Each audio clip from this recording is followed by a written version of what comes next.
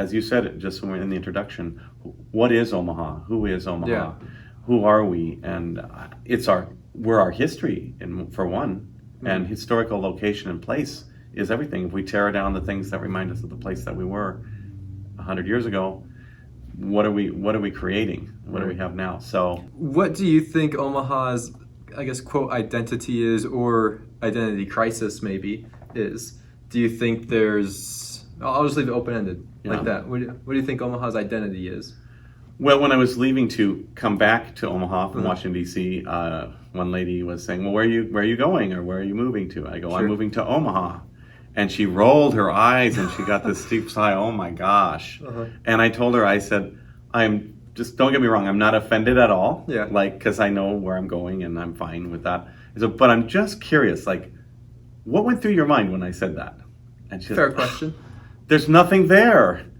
And I thought, okay, that's very interesting. I think that is, I have noticed though that with the level of education and worldly experience, the appreciation for Omaha is higher, and the recognition of Omaha, which is very interesting. It's people who don't travel a lot, people who don't have a lot of education, tend to be more what's that? Right. The more education that people have, it's interesting, they're more aware of Omaha than others. And I think that's over and over. We keep popping up on top 10 cities to raise a family, or top whatever, best GDP, or cheapest housing in the country. Right. We're on more and more of these lists. Yeah. And I think that exposure is good. I agree. But personally, I think Omaha kind of lacks some sort of, not full identity, I guess I would say culture or identity. But I just look back to my time in Chicago when, if you ask someone who lives in Chicago, where do you live or where are you from? And they don't just say Chicago. Right. Or if they do, then they say a follow-up thing after that. And I think Omaha needs that follow-up thing, and that follow-up thing is their neighborhood or their little hub within the city. In Omaha, unfortunately, you ask someone where they live, what part of town, and they'll say Millard, which is a huge, ginormous area and suburb, or Elkhorn. Or even worse, this is a pet peeve, they'll say, I live at 144th and Maple. It's like, no, those are two cross streets. What's your neighborhood? What defines you? Because whether or not people that's a good point. agree with it, stereotypes are around, and they're around for a reason. Someone that lives in Benson stereotypically has a much different vibe to them and much different demographic than someone that lives in Blackstone. And I think Benson maybe a little bit more hipsterish, younger crowd.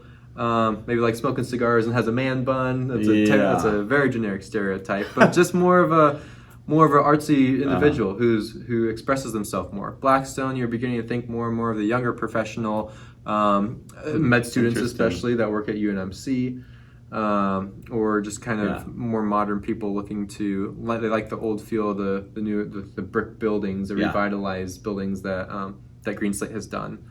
And so I wish that there was more. We made fun of them earlier, but I wish there were more districts or more neighborhoods in Omaha, because we are kind of lacking in identity, in my opinion. Yeah, I agree with you.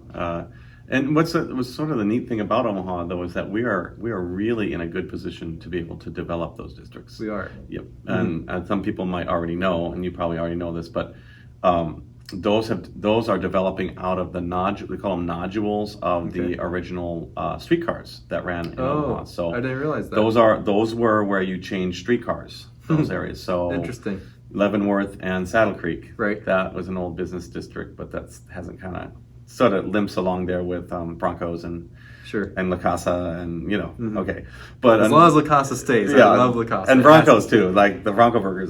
Cannot take that away. Staple of Omaha. Oh my gosh, and that's, I guess, what's funny is there are things that really define Omaha. There are. Those are some of the examples. It's the small businesses, actually.